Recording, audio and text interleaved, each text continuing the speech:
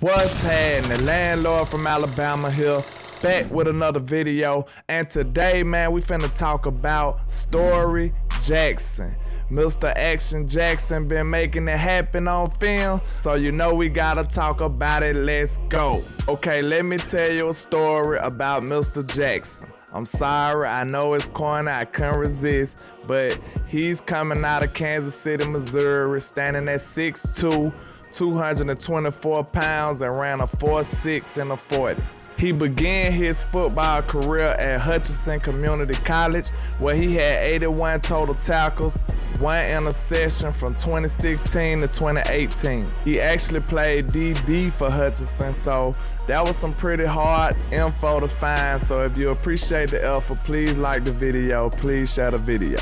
He then went to the HBCU Prairie View A&M, where he wore number 6. He got the nickname Hit Stick 6, like he playing Madden. So you know he coming to choose violence. He coming to lay the wood on any of these opponents. For the Panthers, he had 62 solo tackles, 57 assists, 18.5 tackles for loss, 6 sacks, and an interception. So you know he was very productive for the Panthers.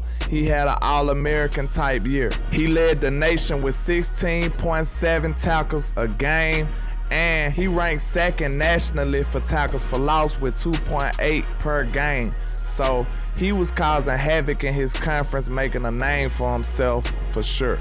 Then you know he hit up that transfer portal and joined the Liberty Flame, where he ended up being a first-team All-American in 2021. After he had a total of 102 tackles, 13 tackles for loss, and 7 sacks. As you can see, it was a very long road for Mr. Storey. His story was pretty long for him to make it to our Cowboys, and the very next year signing on as a UDFA linebacker. Okay, now let's go over some of his strengths. With Dan Quinn running a cover 3 type scheme, I believe Storey could fit in well if he got into the rotation. He's not the biggest, he's not the fastest, but he does have some above average football IQ, and it really shows up on film when he makes plays. He slithers between the tackles and get the job done. At Liberty, you know he wasn't playing with the best line in the world, so he was dealing with the offensive linemen coming to the second level. He was dealing with waves of 300-pound monsters coming to knock him out, getting to the next level, blocking them. He had to shed blocks, get around them, get a little skinny, get a little like to see on film. He's a very active player. He's a very violent player.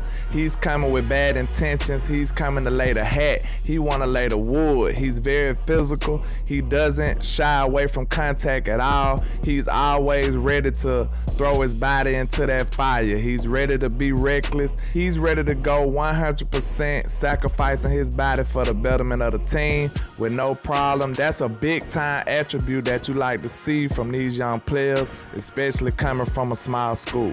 I seen him consistently blow up a lot of these running backs trying to block him, tight ends. They don't really stand a chance coming with a player like him. It's not because of his size and strength, it's because of his intensity, his physicality. It's a mindset that he plays with. He has a different level of tenacity when he's coming at these players, man. He really want the smoke. He want all the smoke when it comes to one-on-ones, especially with players his size or smaller.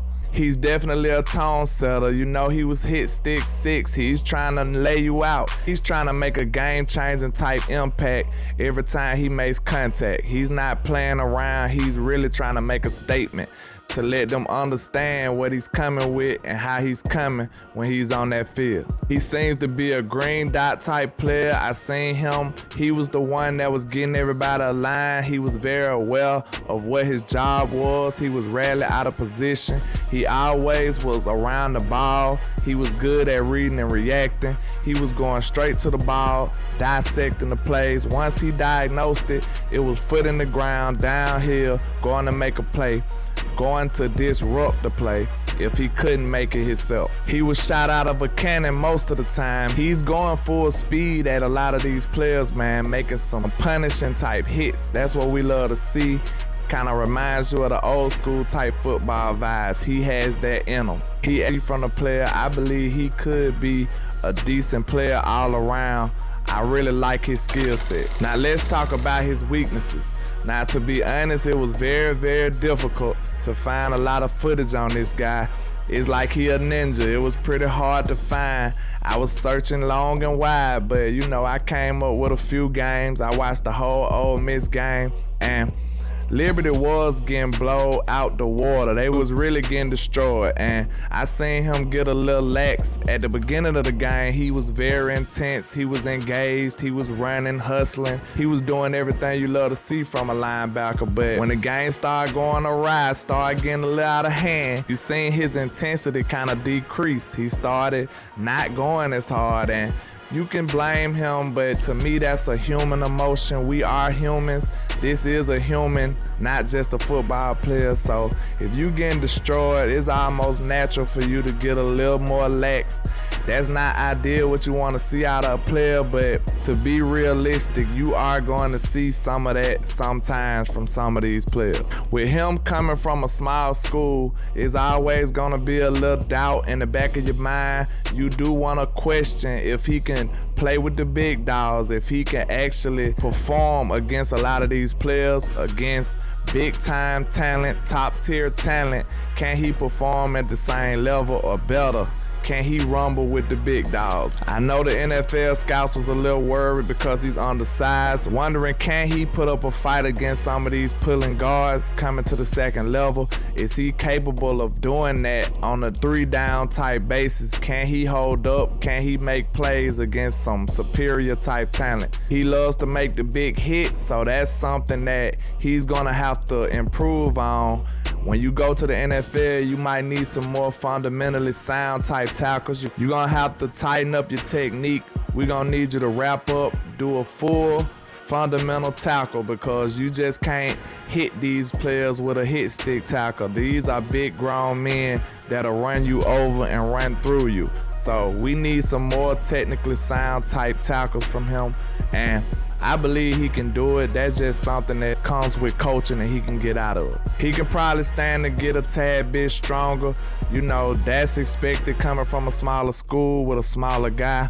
But I think all of that could be fixed with some of that magical peanut butter like Vach. And, you know, I believe that won't be a problem going to the next level once he get into the offseason program. But overall, I do like this prospect. I think he's a violent, game-changing type player when it comes to the linebacker position. I know what you're thinking, Landlord. You always like every single player that you done went over, but I honestly believe that if you getting attention from the NFL, you are a good player.